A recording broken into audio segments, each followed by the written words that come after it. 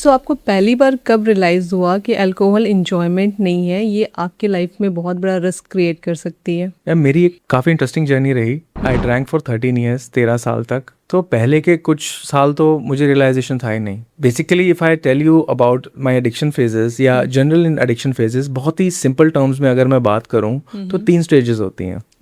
One is fun stage, जहाँ पर अभी आपको लग रहा है नई नई जॉब लगी है, पैसे आए हैं, मस्ती हो रही है, मजे आ रहे हैं, वीकेंड्स पे पार्टी कर रहे हो, घर फ्रेंड्स आ रहे हैं, तो दैट इज फन स्टेज। तो ये शुरू के 3 4 5 साल रहता है। फिर then comes the fun with problem stage, जहाँ पर फन ज्यादा है, प्रॉब्लम कम है। Which kind of problems? जैसे हैंगओवर्स हुए, इग्नोर कर दिया, अब सीरियस वाले हो रहे हैं, गट इश्यूज आने लगे हैं, स्ट्रेस बढ़ने लगा है, बट लोग अल्कोहल को ब्लेम नहीं करते हैं इसके लिए। तो प्रॉब्लम्स पीने के बाद जजमेंट लूज करने लगे ज्यादा जल्दी, तो प्रॉब्लम्स अब बढ़ने लगी हैं, बट फन अभी भी ज्यादा है, तो हमें लगता है कि वी आर फाइन। तो अब इसी फन प्लस प्रॉब्लम स्टेज में फन थोड़ा थोड़ा कम होने लगता है, प्रॉब्लम इंक्रीज होने लगता है। करेक्ट। तो मैं जब इस फन विद प्रॉब्लम स्टेज में, जहाँ फन कम हो रहा था, इसमें बहुत टाइम के लिए मैं ना टिका हुआ था। I was stuck there. तो वहां पे भी रियलाइजेशन नहीं था। फिर लगा रहा होता रहा, वाइफ से फाइट्स थोड़ी सी स्टार्ट होने लगी, थोड़ा सा इमोशनली प्रेजेंट कम था अपने बेटे के लिए। He was around 2 years then. तो वहां से मुझे रियलाइजेशन हुआ कि अभी थिंग्स आर नॉट वर्किंग। तो ये प्रॉब्लम स्टेज में आ गया था, नॉट कंप्लीट प्रॉब्लम स्टेज। इसके बाद होती है प्रॉब्लम स्टेज, जहाँ पे लाइक वो पूरा total dependence, like you must have seen, जहाँ हम एडिक्शन किसे मानते हैं मोस्टली, हमारे दिमाग में ना एडिक्शन को लेके एक इमेज है कि अगर किसी को टोटल डिपेंडेंस है या अभी उसका रॉक बॉटम हिट हो गया है, अब वो सारा दिन पीता है इंसान, वो उससे बाहर नहीं आ पा रहा है, हम उसे एडिक्शन मानते हैं, राइट? जो एक जनरल परसेप्शन है। बट एडिक्शन का एक स्पेक्ट्रम होता है पूरा, लो, मॉडरेट, हाई।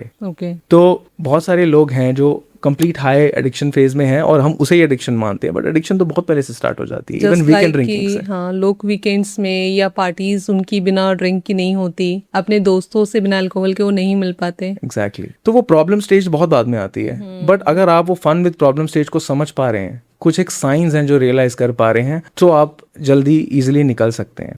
बट मेरे साथ ये पर होता क्या है कि हम डिनाइल में जीते हैं। करेक्ट। कि हमें लगता है कि सब ठीक है, लाइफ सब सही चल रही है, रिश्ते भी ऐसे कुछ बिगड़ नहीं रहे हैं, बट छोटी छोटी प्रॉब्लम्स ना स्टार्ट हो जाती हैं। तो मेरे साथ भी वही था। तो मैंने वो रियलाइज बहुत लेट किया। फॉर एग्जाम्पल, फ्राइडेज को मैं यूज्ड टू ड्रिंक। तो आप प्लान करते हो, कुछ 2-3 ड्रिंक्स लोगे, कभी कभी ज़्यादा हो जाती हैं, एंड देन फिर वो हैंगओवर्स नेक्स्ट डे बहुत सॉलिड होते हैं, क्योंकि अब आप काफ़ी टाइम से ले रहे हो, तो हैंगओवर ज़्यादा इम्पैक्ट करने लगते हैं। देन वन फाइन डे फिर फैमिली इग्नोरेंस होती होगी।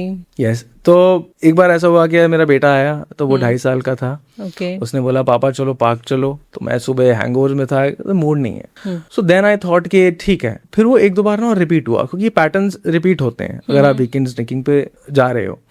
तो फिर दोबारा से मुझे बेटे ने, मुझे रियलाइज हुआ यार कि मैं तो अब उसको टाइम दे नहीं पा रहा हूँ। अब शाम को जाऊंगा तब तक उसका मूड नहीं होगा, या फिर मैं उसके लिए इमोशनली अवेलेबल नहीं हूँ, जो मुझे एज अ फादर प्रेजेंट होना चाहिए। तो ये चीज़ें ना मुझे रियलाइज होने लगी और हेल्थ इम्पैक्ट हो रही थी। एंड तो वहाँ से मैंने ना अपनी जर्नी छोड़ने की स्टार्ट की। तो 2 साल तक तो मैं स्टक रहा कि छोड़ूं कैसे यार। बहुत ट्राई किया, पीता था फिर छोड़ता था, पीता था फिर छोड़ता था। तो आपने मतलब सोचा कि मुझे अल्कोहल छोड़ना है, उसके बाद फिर से आप स्टार्ट कर देते थे? हाँ, पीता था छोड़ता था, पीता था छोड़ता था। तो 40+ times I tried to quit drinking. 40+ times 2 साल से ज्यादा की जर्नी में हो ही नहीं रहा था। अब बहुत सारे लोग यहाँ फंसे हैं जो छोड़ना चाहते हैं, उन्हें पता लग गया यार अब हेल्थ में प्रॉब्लम्स हो रही हैं, थोड़ी रिलेशनशिप खराब हो रही हैं।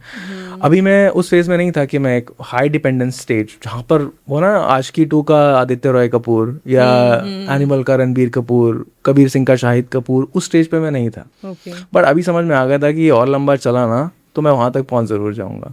बट छोड़ना इतना आसान था ही नहीं, क्योंकि अवेयरनेस ही नहीं है। इंस्टाग्राम पे मैंने फिर सर्च करना स्टार्ट किया, क्या कोई ऐसे पेजेस हैं जहाँ पर कोई हेल्प मिल जाए, जहाँ मैं जाकर देख सकूं। मतलब हेल्प के लिए आप कोशिश कर रहे थे कि कहीं से हेल्प मिले? Not even a single page उस टाइम पे इंस्टाग्राम पे। एंड अभी जब मैंने स्टार्ट किया तो I was the first one. एक मीम पेज था, वो बहुत अच्छा काम कर रहे थे, एक लाइफ बियॉन्ड दारू के नाम से। तो मैंने उनसे इंस्पिरेशन ली, वो मीम्स बनाते थे पहले।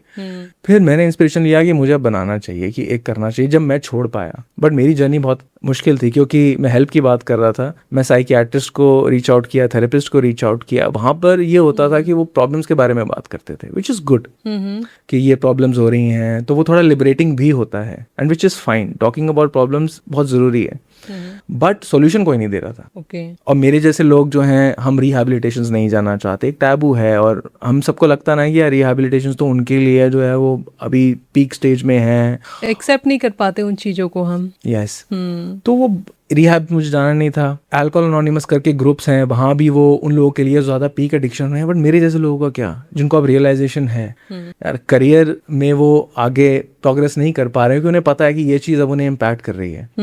तो that's what I started studying my self. तो मैंने लिटरेचर बहुत पढ़ा अल्कोहल को लेके, बट वो पढ़ने के बाद भी नहीं हो रहा था। कितना आपको पता लग जाए ना कि अल्कोहल खराब है, उसके बाद भी आप नहीं छोड़ते हो। So then I read a lot of books, I reached out to lot of people के हेल्प नहीं मिल रही थी। फिर यूके यूएस में there were some people who doing the good work, फिर वहाँ से कुछ बुक्स पता चली। देन वहाँ से मुझे समझ में आया कि अपने अंदर लाइक आपके बिलीफ सिस्टम को चेंज करना सबसे पहला स्टेप है, अपनी आइडेंटिटी को शिफ्ट करना सबसे पहला स्टेप है, अपने पैटर्न्स और ट्रिगर्स को आइडेंटिफाई करके उन पे एक्ट करना वो ज़्यादा इंपॉर्टेंट है। उसके बाद जब आप रिकवरी फेज में आते हैं तो उस रिकवरी फेज से डील कैसे करना है वो बहुत इंपॉर्टेंट है, क्योंकि वहाँ बहुत ज़्यादा फेज में क्या क्या प्रॉब्लम्स आई थी। So my journey was very interesting. मेरी जो नींद है 3 महीने तक बहुत ट्रबल रही थी। Like I used to sleep for 4 to 5 hours, not more than 4 to 5 hours for 3 months. बहुत सारे मेरे क्लाइंट्स की हो जाती है, सेकंड वीक से ही बेटर स्टार्ट हो जाती है, परेशानी आती है, लगता है कि अब अल्कोहल चाहिए, एनी हाउ चाहिए। तो क्योंकि रिकवरी फेज में ना आपके बहुत सारे इमोशंस लौट के वापस आते हैं, क्योंकि अल्कोहल से ना आप अपने इमोशंस अवॉइड कर रहे होते हो बहुत टाइम तक। आपको लगता है आप स्ट्रेस में हो, स्ट्रेस ना एक अम्ब्रेला की तरह है कि हमें लगता है हम स्ट्रेस में हैं, बट एक्चुअली स्ट्रेस के अंडर हम बहुत सारे ना अपने इमोशंस को नम कर रहे होते हैं। तो अल्कोहल से क्या सच में इमोशंस को हम अवॉइड कर सकते हैं? जस्ट लाइक हमेशा लोग बोलते हैं आज बहुत खुश है तो चलो, no, it's just like a mute button, कि आपने म्यूट बटन प्रेस कर दिया, उस टाइम के लिए फील हो गया, next day every emotion returns back stronger, चाहे वो लोनलीनेस है, सैडनेस है, फ्रस्ट्रेशन है, इरिटेशन है, एंगर है, वो सब लौट के आता है विथ हैंगओवर ऑफ कोर्स। तो अब होता क्या है कि वो इमोशंस आपने अवॉइड किए, उसे नंब किए।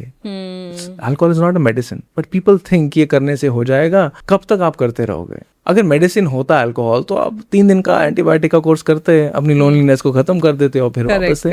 बट पीपल कीप कंटिन्यूइंग, और फिर वो डिपेंडेंस बन जाती है, बिकॉज आपका ब्रेन जो है ना वो पैटर्न्स सेव करता है over the period of time. तो आपको कितना टाइम लगा इससे फ्री होकर बाहर निकलने में? सो सी, जब when I did my last experiment कि अब मैं ना डे बाय डे स्टार्ट करता हूँ, बिकॉज अब मुझे पता लग गया कि क्या करना है। बहुत सारी हीलिंग टेक्निक्स भी सीख ली थी, मैं हीलिंग कोर्सेज भी कर रहा था, तो मुझे अब समझ में आ गया कि अब क्या करना है। तो 2 साल ट्राई करने के बाद फिर जब मैंने वो 21 डेज तक अल्कोहल छोड़ा, by doing certain brain exercises, by training my brain, creating the right mindset shift and then recovering right, वहां से फिर 3 से 4 महीने मुझे लग गए क्रेविंग्स को पूरे तरीके से खत्म होने में। एंड आई एम सेइंग कि मैं वो हैवी, उस लेवल का हैवी ड्रिंकर नहीं था, तब भी इतना टाइम लग गया। नाउ इमेजिन कि उन जो ज्यादा पीक डिपेंडेंस फेज में हैं या पीक एडिक्शन में, उनको कितना फील होता होगा या तो it was not easy, but once I कि जैसे शाम में 4 बजे हमें चाय की क्रेविंग होती है कि हमें चाय पीना है, इट्स लाइक दैट कि आज वीकेंड आ गया तो हमें चाहिए ही चाहिए। So there's more to that. चाय, शुगर को आप अल्कोहल से कंपेयर नहीं कर सकते,